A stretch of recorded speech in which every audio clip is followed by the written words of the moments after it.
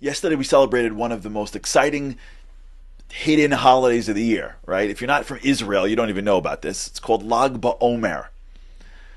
Most American communities, unless the school does something, doesn't have much.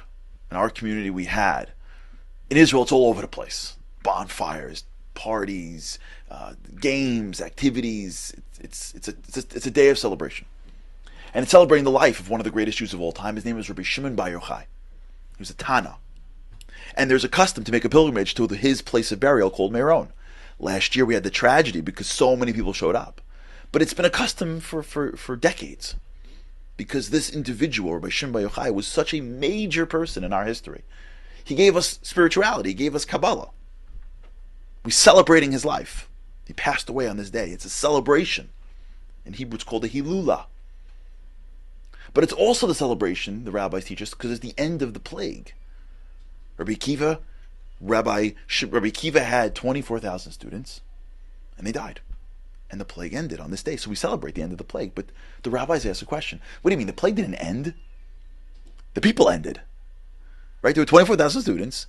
If there were 100,000 students and 24,000 died and then they stopped, that would be the end of the plague. But if it's 24,000 students and they all die, that's not the celebration of the plague. There's no one else to die. There's no one else to kill. So what kind of celebration is that? There are no more people left. That's why it ended. The Chidah says something amazing. Listen to what he says. He says there's actually something else that happened that ties these two stories together. He says, you know what happened on Lag BaOmer? Something that most people missed. Rabbi Akiva was a human being. He was an old man. He was one of the greatest rabbis of all time. He loved every student. His life was in each student. Can you imagine 24,000 students in this short period of time? How many funerals? How many wailing moms? How many shiva houses? How many speeches? He was broken. 24,000. That's multiple yeshivas. What he should have done if he was normal was after this thing went over, he should have taken a deep breath and said, I'm out. I'm done. How can you go on from this? Clearly, isn't God giving you a sign to stop? Clearly, God's upset with you. Where is God? Why would he want you to continue after what he did? And how could you continue? On Lag BaOmer, Rabbi Akiva made a decision, the Chidah says, to go south, start again. And he did. But instead of having 24,000, he had 5.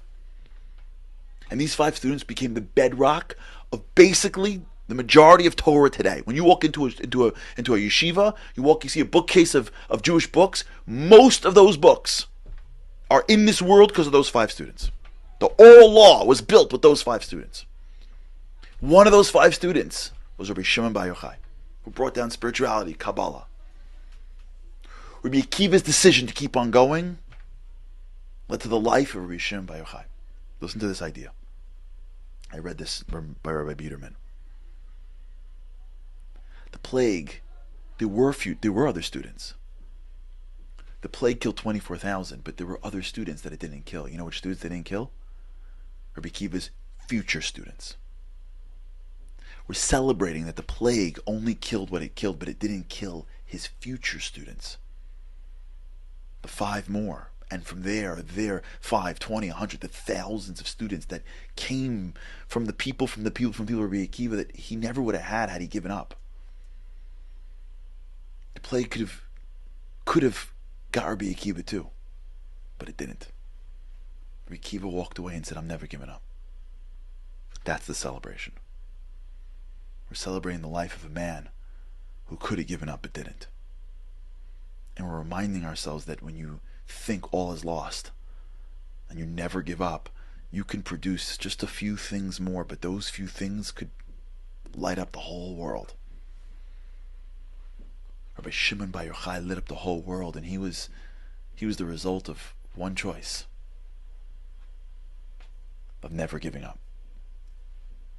Lag BaOmer is over, but the lesson is now as real as it ever was.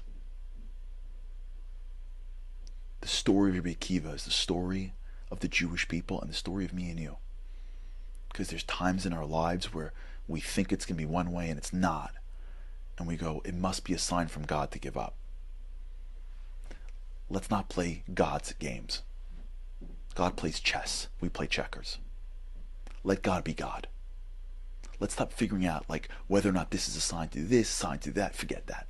We're playing out of our league here. If something's got to get done, and I failed before, it doesn't mean I keep on. It doesn't mean I give up. Rabbi Akiva in our history was probably the most situated to say, no. Clearly, God doesn't want me to do this. But that's not our job. When the going gets tough, just keep on going. And you never know.